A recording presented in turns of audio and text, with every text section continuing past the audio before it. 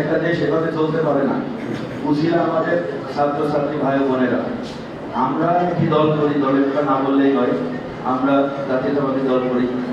শুধু জাতীয়তাবাদী দল না, আরো অনেকগুলো দলের সাথে গত 15-16 বছর আন্দোলন করেছি, কিন্তু এই সরকারকে ক্ষমতাচ্যুত করতে পারি নাই। আর ছাত্রছাত্রীরা মাত্র 16-17 দিনের মধ্যে আন্দোলন করে এই সরকারকে ক্ষমতাচ্যুত করেছে, পালিয়ে যেতে বাধ্য করেছে। এই দেশ স্বাধীনতা অর্জনের জন্যে যেহেতু সকল ছাত্রছাত্রীরা শহীদ হয়েছেন, যে সকল ছাত্রছাত্রীরা আহত হয়েছেন, তাদেরকে আমাদের দলের পক্ষ থেকে শুভেচ্ছা জানাই, শোক জানাই, এবং যারা শহীদ হয়েছে তাদের আত্মার মাগফিরাত কামনা করি এবং তারা যেন জান্নাত।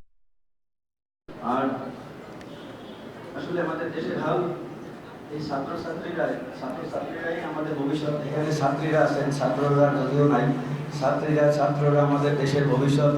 আপনারা দেখেছেন এই আন্দোলনে দুইজন সমন্বয়ককে কিন্তু এই যে অন্তর্বর্তীকালীন সরকার হয়েছে, এই সরকারে তারা দুইজন উপদেষ্টা এসেছে। তারা এই বিশ্ববিদ্যালয়ে পড়ে ছাত্র, তারা আজকে আমাদের দেশ চালাচ্ছে।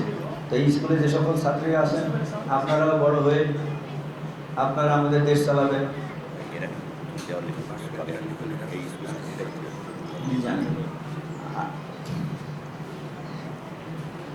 তো আমরা আসলে ছাত্রছাত্রীদের প্রতি সারা বাংলাদেশের জাতি এখন কৃতজ্ঞ।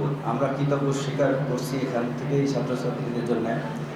ছাত্রছাত্রীদের সারা বাংলাদেশে দেখেছেন যে ছাত্রছাত্রীরা এই দেশ স্বাধীন হওয়ার পরে, দ্বিতীয়বার স্বাধীন হয়েছে, স্বাধীনতার পরে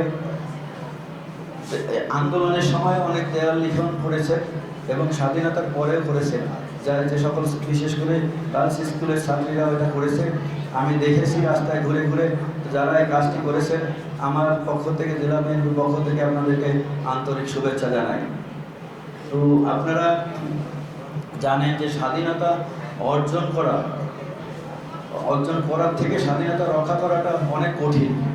তো আমরা দেশ স্বাধীন সবাই মিলে, সারা বাংলাদেশের জনগণ, ছাত্র জনতা এই আন্দোলনটি করেছে। আপনারা দেখেছেন যে এই ছাত্ররা যারা আন্দোলনে নেমেছিল, এখানে কিন্তু অনেক সরকারি কর্মকর্তার ছেলেমেয়েরা ছিল, পুলিশের ছেলেমেয়েরা ছিল। এটার প্রমাণ আমি নিজে দেখেছি যে এই আন্দোলন যখন শুরু হওয়ার 2 দিন পরে আমাকে গ্রেপ্তার করা হয়। আমি 14 দিন ডিবি অফিসের রিমান্ডে ছিলাম। ওই ডিবি অফিসের রিমান্ডে যে সকল পুলিশ অফিসাররা ছিল, ওই পুলিশ অফিসাররা, ডিবি অফিসার এসে আমাকে বলছে যে আমাদের করার কিছু নাই, আমরা এখানে সরকারের পক্ষে চাকরি করি, অথচ আমার একটি মেয়ে ডাক্তার, একটা ছেলে ইঞ্জিনিয়ার, তারাই ছাত্রদের সাথে আন্দোলন করছে।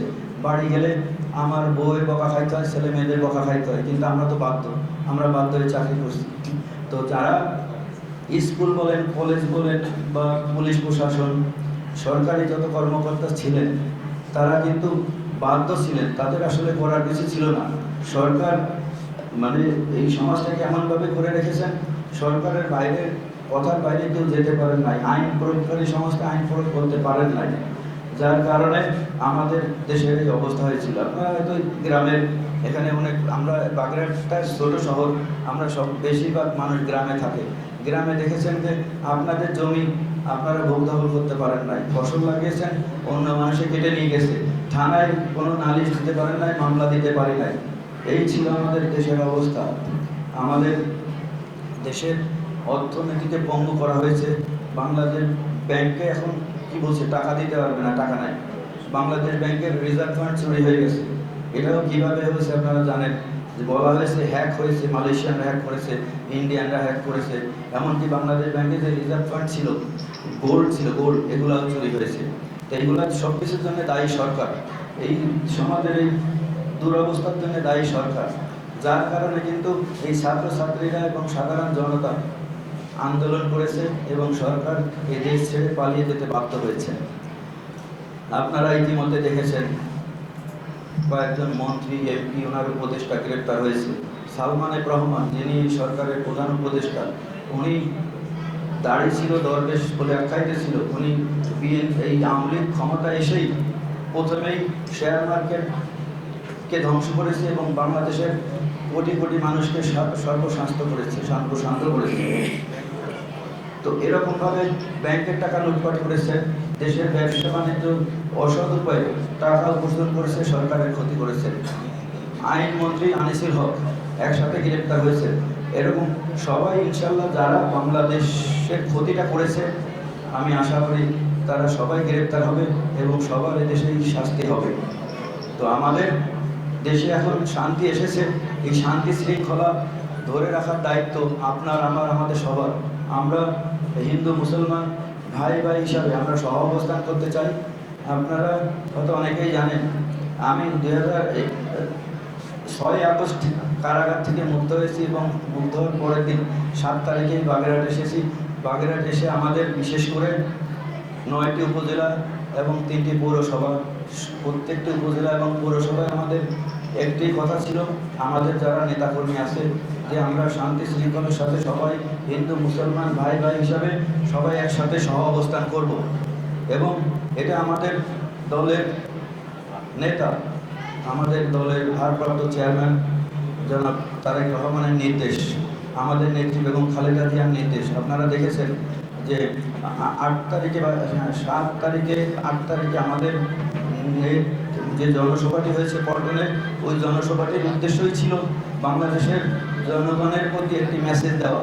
আমাদের নেতা তারেক রহমান সাহেব লাইভে এসে বলেছেন, দেশ স্বাধীন হয়েছে, দেশের স্বাধীনতা রক্ষা করার দায়িত্ব আপনাদের, শান্তি শৃঙ্খলা আপনারাই রক্ষা করবেন। আমাদের জাতীয়তাবাদী দলের নেতৃবৃন্দ সবাইকে একটি কথা বলেছেন, শান্তি শৃঙ্খলাভাবে থাকতে হবে, কাউকে কোনো হামলা করা যাবে না, কোনো অত্যাচার জুলুম করা যাবে না, হিন্দু মুসলমান সবাই একসাথে আমরা সহ অবস্থান করব।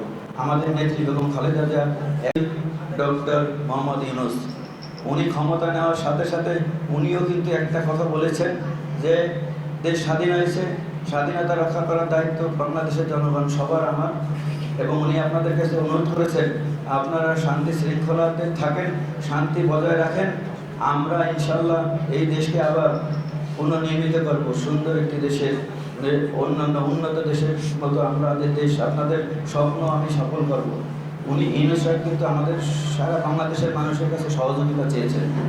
আমাদের দলের একটি দাবি ছিল, আমরা কিন্তু বিগত দিনে আন্দোলন করেছি ক্ষমতার জন্য না। আমাদের নেতা জনাব তারেক রহমান বলেছেন, বাংলাদেশে কোটি কোটি নতুন ভোটার হয়েছে, অথচ এই 2008 সালের পরে কোনো ভোটার ভোট কেন্দ্রে গিয়ে ভোট দিতে পারেন নাই। তাই আমাদের নেতার দাবি ছিল একটাই, যে আমরা বাংলাদেশের জনগণকে ভোট অধিকার দিব, ভোটের অধিকার আদায় করে দিব। এই ভোট অধিকারের জন্যই কিন্তু আমরা মূলত আন্দোলন করেছি। আর সেই ভোট অধিকারের দাবি আমাদের পূরণ হতে যাচ্ছে, কারণ যিনি অন্তর্বর্তীকালীন সরকারে এসেছেন উনিও একই কথা, আমাদের দেশের একটি সুন্দর পরিবেশ আসবে, সুশৃঙ্খল বাংলাদেশ হবে, উন্নয়নশীল বাংলাদেশ হবে। সেই বাংলাদেশে ইনশাল্লাহ গণতন্ত্রের মাধ্যমেই উনি যে কোনো দলকে ক্ষমতা, মানে একটি সুষ্ঠু নির্বাচনের মাধ্যমে ইনশাল্লাহ উনি ক্ষমতা হস্তান্তর করবেন। যতদিন আমাদের এই দেশে এই সরকার আছে, আমরা সবাই মিলে এই অন্তর্বর্তীকালীন সরকারকে সাহায্য সহযোগিতা করব, ওনার হাতকে মজবুত করব। তাহলেই আমাদের যে আশা এটা পূরণ হবে, বাংলাদেশবাসীর এই আশা পূরণ হবে। আর তারা বসে আছেন, কাজ করছেন না, আপনারা আমাদেরকে সহযোগিতা করেন। আমি আমাদের সকল স্তরের নেতৃবৃন্দদেরকে নিয়ে একসাথে ওনার সাথে মিটিং করেছি এবং আশ্বস্ত করেছি যে আমরা আপনাদের পাশে আছি, আপনারা আপনাদের কার্যক্রম চালু করেন। ইনশাল্লাহ বাংলাদেশের অন্য কোথায় কী হচ্ছে আমি জানি না, বাগেরহাট জেলায় কোনো ধরনের একটি খারাপ বাক্য ব্যবহার করবে না প্রশাসনের ভাইদের সাথে। এটা শুধু পুলিশ না, আপনার বিভিন্ন সরকারি অফিস আদালতের কথাও বলেছি যে স্কুল কলেজ আপনারা খুলে দেন। আমাদের বাগেরহাটে এ ধরনের কোনো অনাকাঙ্ক্ষিত কোনো ঘটনা ঘটবে না।